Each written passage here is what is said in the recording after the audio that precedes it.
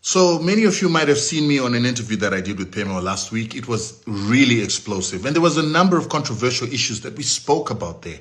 And some of them have gone viral. But some of them have begun to explode and cause problems between governments. So one of these is the issue of Paul Kagame. I spoke about Paul Kagame. I said Paul Kagame is a threat to Africa, and Africans must not trust him because he's trained by the Americans at Fort Leavenworth to be a mercenary of the Americans, and he has stolen the hearts of African leaders and African citizens to love him, yet he is undertaking the dirty work of the West, like what he's doing in Congo, where he keeps invading for Congo to be looted for its resources. I also spoke about the fact that he came into power by starting the Rwandan genocide and getting his own soldiers, the RFP fighters, to murder Rwandese so that he could then come in like Superman and act like he's defending the people of Rwanda until he got into power. The reason he did that is that if he had gone for an election against Habyarimana, who he murdered, he would have never won.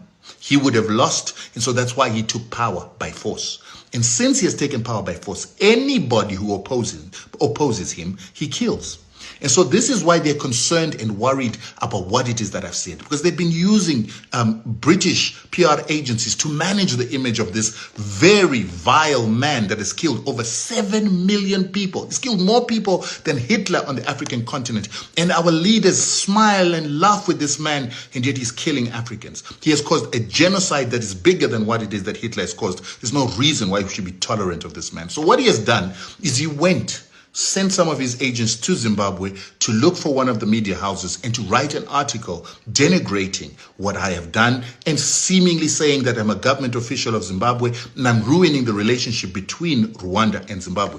I'm not a government official for Zimbabwe. I'm not a ZANU-PF member. I'm a citizen of Zimbabwe who's protected by the Constitution of Zimbabwe, free speech, free expression, and that is what I've been expressing.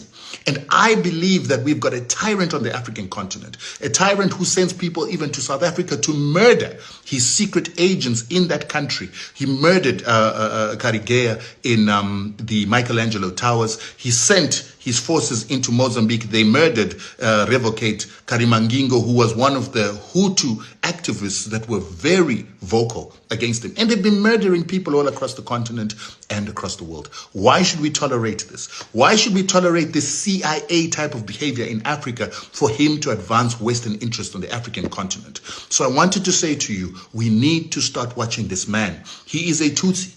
Tutsis are a minority in Rwanda. 15% of the population, but they control more than 95% of government positions and military positions. Why? That is apartheid, and we need to end that apartheid in Africa.